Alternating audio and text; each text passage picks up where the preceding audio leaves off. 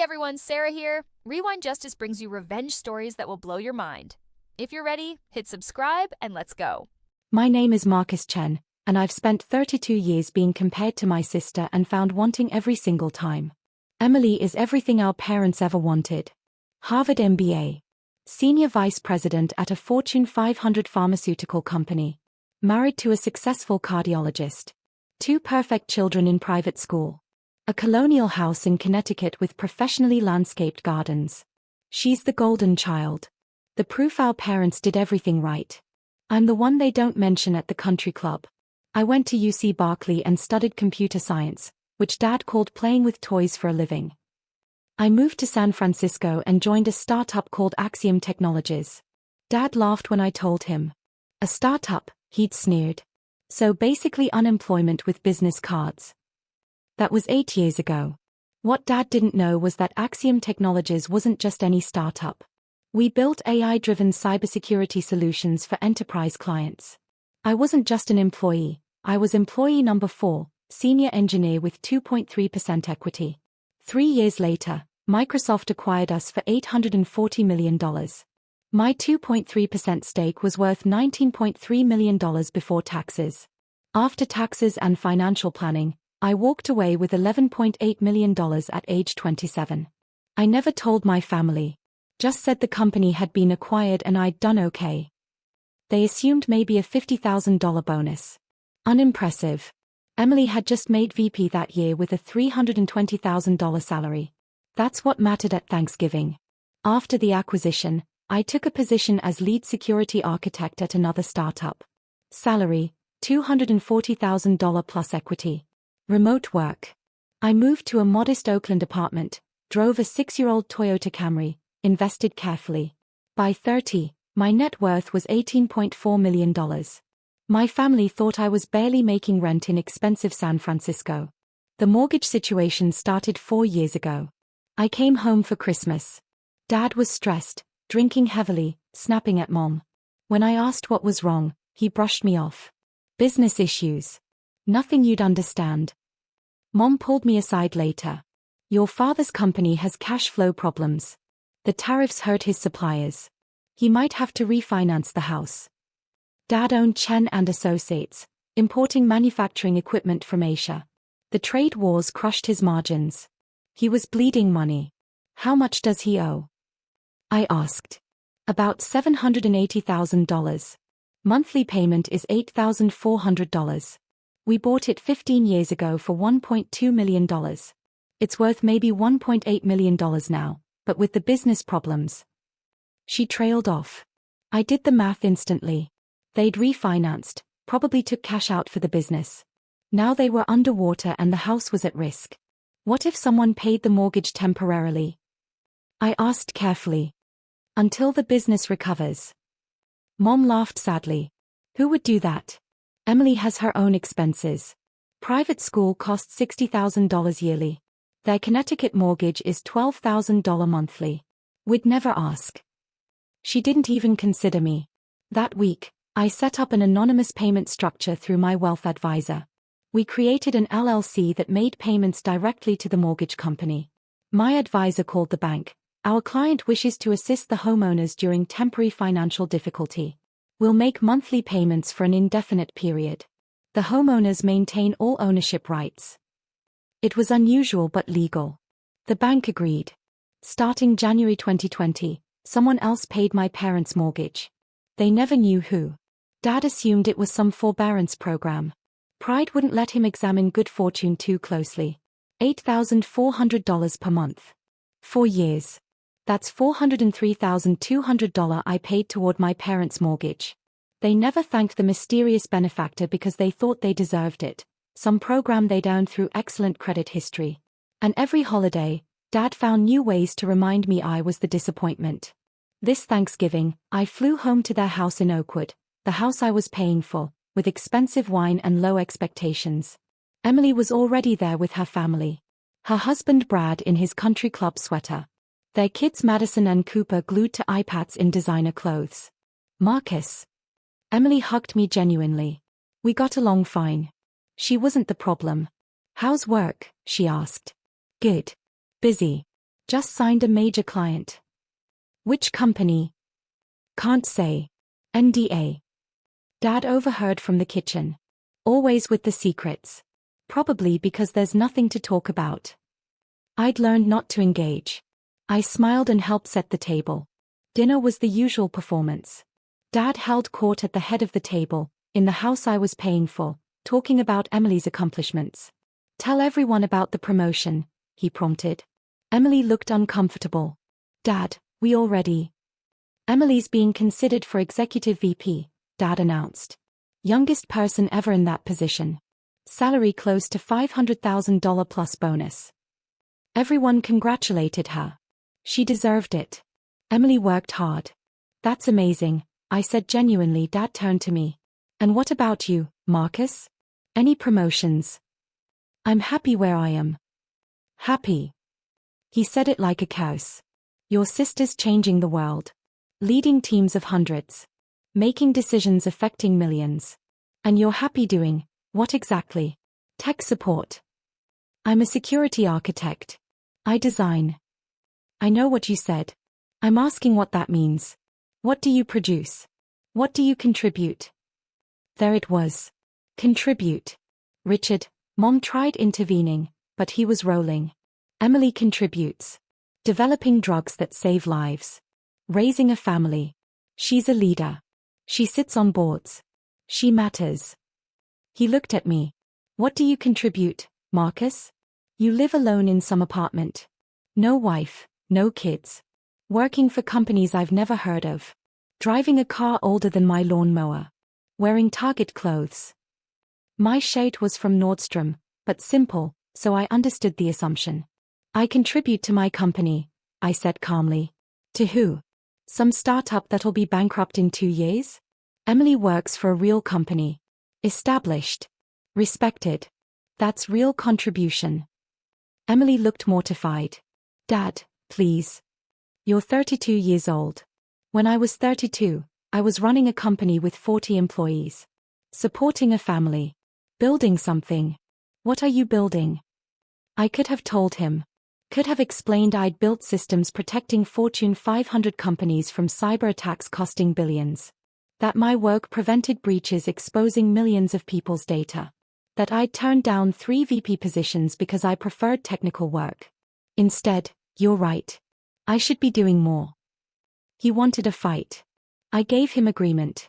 Brad tried changing the subject. Who wants pie? But Dad wasn't done. You contribute nothing to this family, he said, voice rising. Emily helps us with financial advice.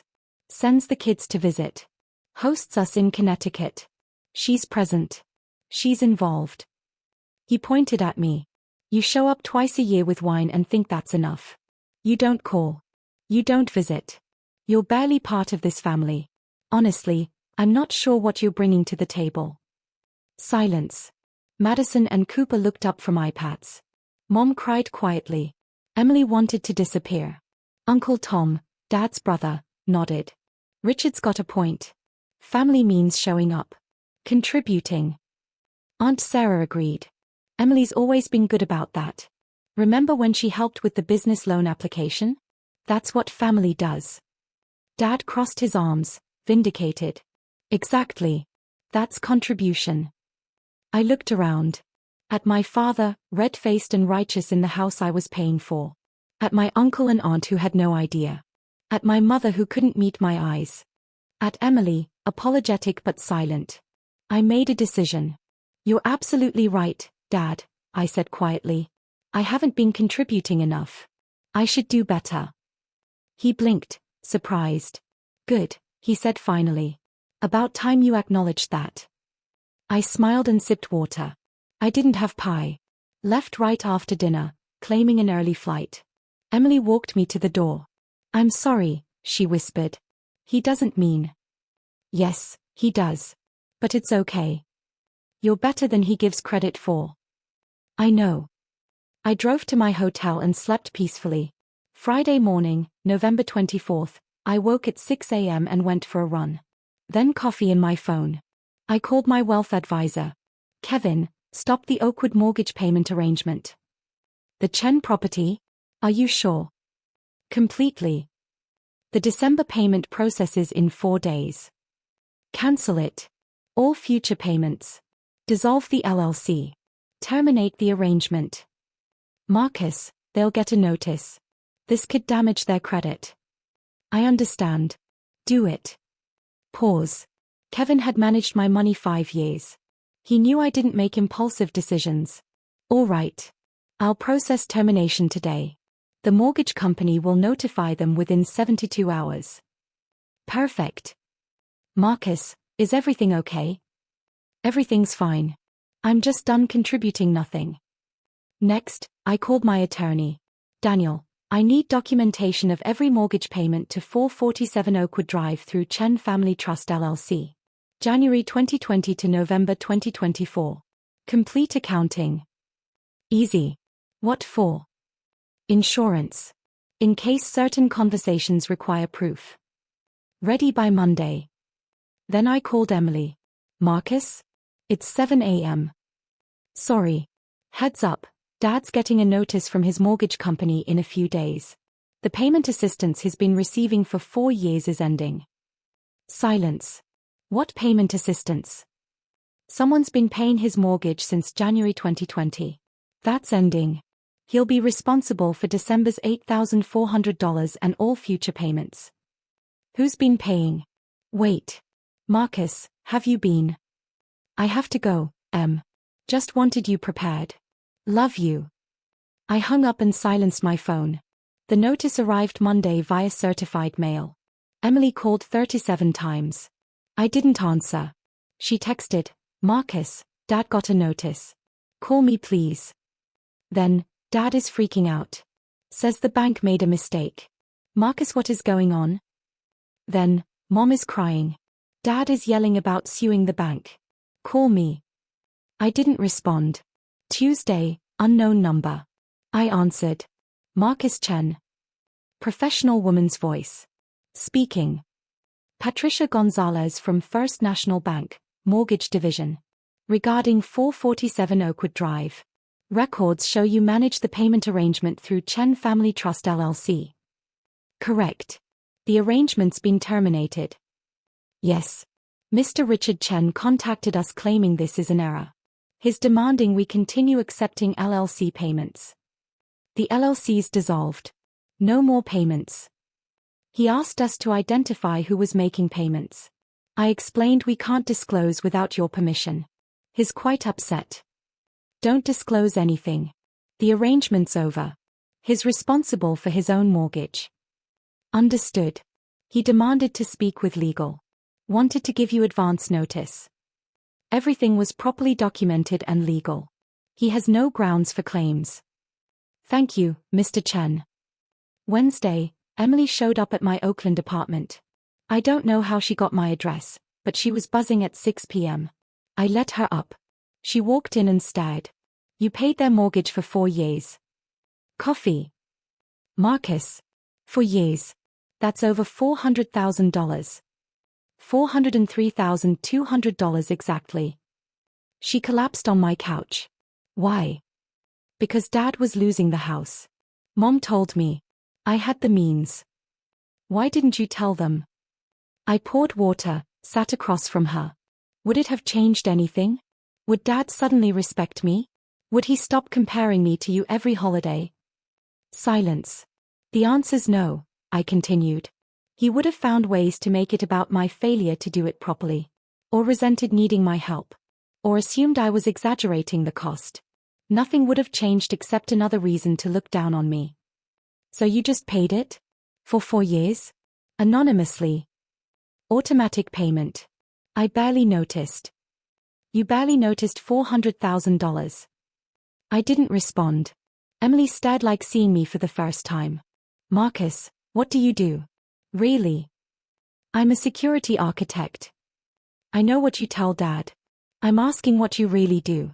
People who barely notice $400,000 don't work normal tech jobs. I sighed. I got lucky. First startup got acquired by Microsoft. My equity stake was worth a lot after taxes. I invested carefully. Live modestly. I have more than enough. How much is a lot? Does it matter? Yes. Dad's been treating you like a failure and you're apparently, what? A millionaire. Something like that. She put her face in her hands. Why didn't you say something? Because it didn't matter. His opinion is about him, not me. Telling him wouldn't change who he is. Just the specific criticisms. You don't know that. Yes, I do. Dad measures worth by job titles and visible wealth. I could show him bank statements and he'd say I got lucky, didn't earn it, or Emily's career trajectory is more impressive. There's no winning. So I stopped playing. She was crying. I'm sorry. I should have defended you more. You have nothing to apologize for. You earned everything. You deserve Dad's pride. But he shouldn't have torn you down to build me up. No. But that's who he is. What happens now? Dad can't afford the mortgage. The business isn't profitable. He's losing the house. Not my problem anymore. Marcus. I contribute nothing to this family, Emily. He said so. Uncle Tom agreed. Aunt Sarah agreed. Mom said nothing. Neither did you. I didn't know what to say. I understand. But I was told very clearly by multiple family members that I contribute nothing. So I'm taking their advice. Stopping my non-existent contribution. That's not what he meant. Yes, it is. That's exactly what he believes. In his mind, I'm a 32-year-old underachiever barely scraping by. Fine. That person doesn't have $8,400 monthly to give away. What do you want me to do? Nothing. This isn't your problem. But I wanted you to hear it from me. I'm done. No more Thanksgiving or Christmas. No family events. I'll take your calls because I love you. But the rest? Done. Mom's devastated. Mom watched Dad tear me apart for 32 years and said nothing. She doesn't handle confrontation. At some point, silence is agreement. She agreed I contribute nothing. Emily left an hour later. Hugged me hard. I love you. Love you too. Thursday, Dad called. I answered on the fourth ring. Marcus. Hi, Dad. Did you have something to do with our mortgage situation? What situation? Don't play games. The bank says the payment arrangement ended. They won't tell us who was paying. But they mentioned an LLC and you're the only one who'd set that up. I studied computer science, not corporate law. I wouldn't know about LLCs. Marcus. Besides, why would it matter? I contribute nothing to this family, remember? Multiple people agreed. Silence. You've been paying our mortgage, he said finally. I have no idea what you're talking about. For 4 years. It was you. Dad, I drive a 6-year-old Camry and wear Target clothes. Where would I get money for an $8,400 monthly mortgage? I don't know. That's what I'm asking. I can't help you. Maybe it was a bank program. The bank says it was private. It's ending. We owe $8,400 by December 1st or we default. Sounds stressful. Have you tried asking family? Emily makes good money. And the people at Thanksgiving who agreed I contribute nothing could step up and show what real contribution looks like. Marcus, if this was you. It wasn't. But even if it was, you made clear whatever I do doesn't count as contributing. So this conversation's pointless. Don't do this. Do what? I'm not doing anything. I'm just a tech support guy who contributes nothing. Staying in my lane. I hung up. He called back 6 times. I didn't answer. December 1st came and went. Dad didn't make the payment. Emily called in panic. They're going into default. 30-day notice. They'll face foreclosure. That's how mortgages work. Marcus, please. I know you're hurt. But don't let them lose their house. I'm not letting them do anything. They are adults with a mortgage. Their responsibility. I can't cover it. I have my own mortgage, kids' school, Brad's loans. I'm not asking you to. So you'll just watch them lose everything. Emily, I watched Dad tear me down for 3 decades. I can watch him face consequences of his own financial decisions. She was crying. This isn't you. You're not cruel. I'm not being cruel. I'm being absent. Contributing nothing, as requested. She hung up. December 15th, Dad showed up in Oakland. My doorman called up. Mr. Chen, there's a Richard Chen here. Tell him I'm not available. He says he's your father and he'll wait. I sighed. Send him up. Dad looked older. Smaller. He stood in my doorway, this apartment with floor-to-ceiling windows and bay views, looking around with visible confusion. Can I come in? I stepped aside. He walked slowly through. Took in the furniture, kitchen, sat up. Stopped at the window. Nice place. Thanks. Must be expensive. It's comfortable. He turned. You paid our mortgage for 4 years. Did I? Don't. Please. Your mother and I figured it out. The timing. The amount. We called the bank until someone confirmed an LLC with your name. Sounds like detective work. $403,200. That's what you paid. I didn't respond. Why? Why'd I pay or why'd I stop? Both. We Saturday. I paid because Mom mentioned financial trouble. I had means. Didn't want you losing your house. Why not tell us? Because you would have made it about your pride. About not needing help from your failure son. Or you'd have found reasons it wasn't enough. There was no version where telling you ended well. He flinched but didn't argue. Why'd you stop? You said I contribute nothing. In front of everyone. Everyone agreed. So I took your advice. I didn't mean. Yes, you did. You've meant it my entire life. Every comparison to Emily. Every dismissive comment. You meant it. I was frustrated. The business has been hard. For 32 years. He looked at his hands. You're not Emily. You never have been. I don't know how to relate to you. Your career, your choices, I don't understand. Instead of trying, I criticized. Okay. Okay? That's it. What do you want? Me to say it's fine? It's not. Resume payments? I won't. Forgiveness? I don't have that. I want to understand. How do you have this apartment? How did you have $400,000? What do you really do? I laughed without humor. Now you want to know. Yes.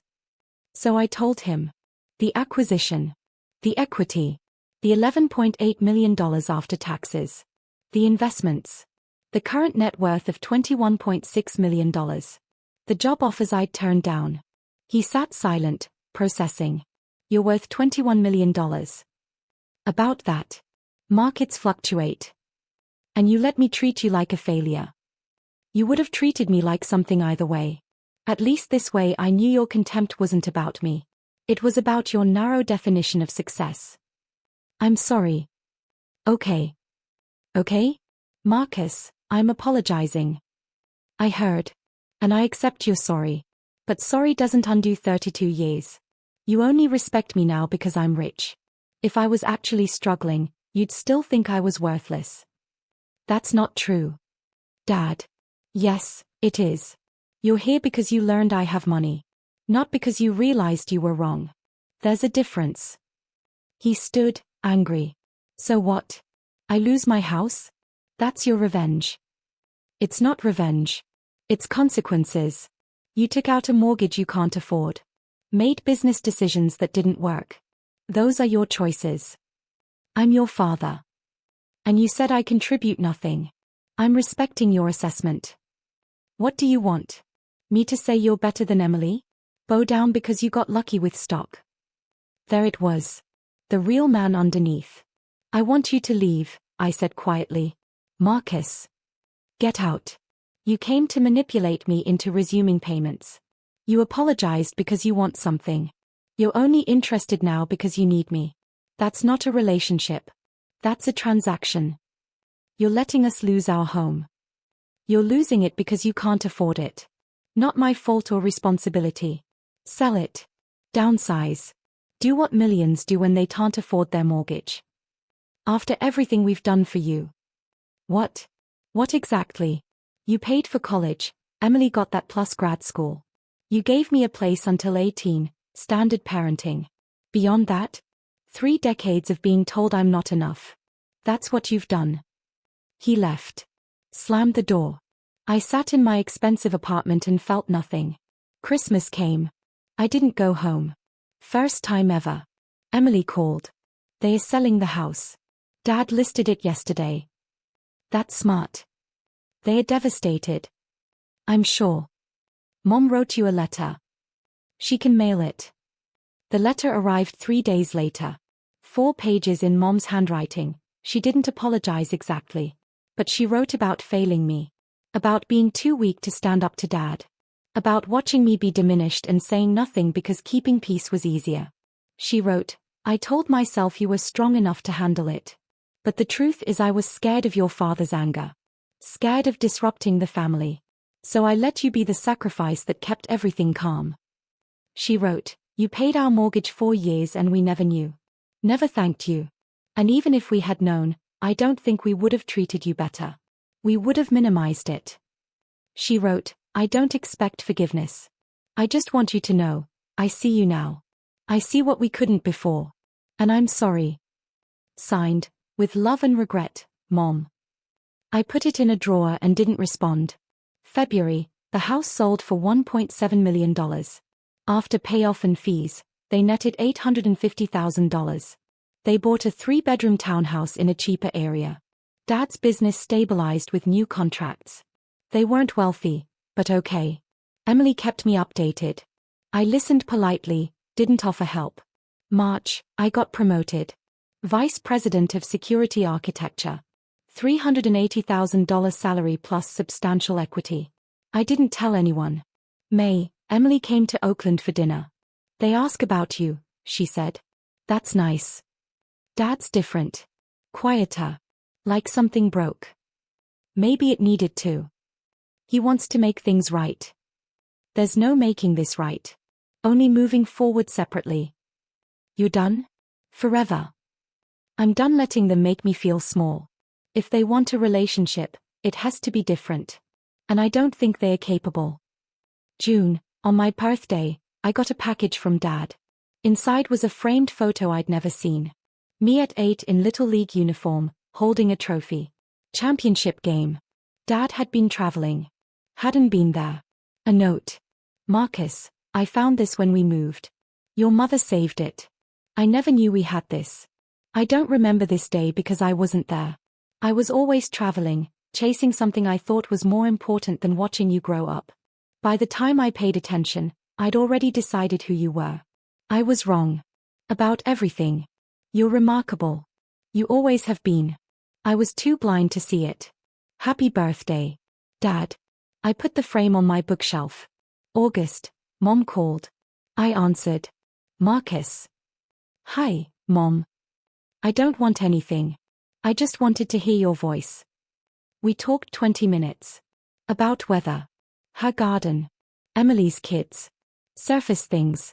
At the end, I love you. I should have said that more. Showed it better. But I love you. I love you too, Mom. It wasn't forgiveness. But it was something. Now it's November again. A year since that Thanksgiving. I'm not going home for holidays. Emily understands. She's offered to host me in Connecticut. I might go. My apartment's paid off. Net worth hit $24.3 million. My company's in acquisition talks with Amazon. If it goes through, my equity could be worth another $15 million. I'm dating someone. A Berkeley professor. Smart and kind. She has no idea how much money I have. We're taking it slow. Dad and I email occasionally. Surface things. He sends articles sometimes. About tech companies. Cybersecurity. Things he thinks I'd find interesting. He's trying. In his limited way, he's trying. I don't know if we'll ever have a real relationship. Years of contempt leave scars that don't heal quickly. But I know this, I don't need his approval anymore. I don't need him to see my worth. I see it myself. I contributed nothing to that family.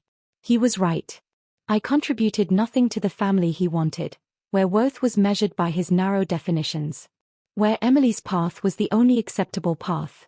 Where being different meant being less. To that family, I contributed nothing. But I built my own life. My own success. My own definition of contribution. And to that, I've contributed everything.